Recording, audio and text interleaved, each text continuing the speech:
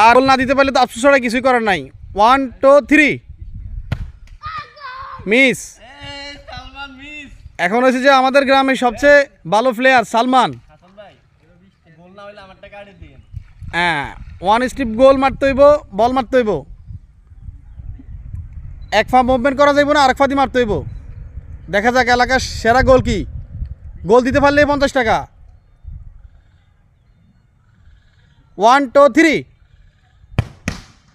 এই সেরা গোল কি, সেরা সেরা। হ্যাঁ ঠিক আছে ঠিক আছে। বিজয়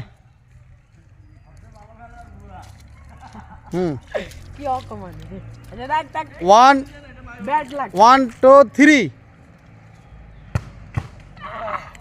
এখন আমি একটা মারমু দেখি।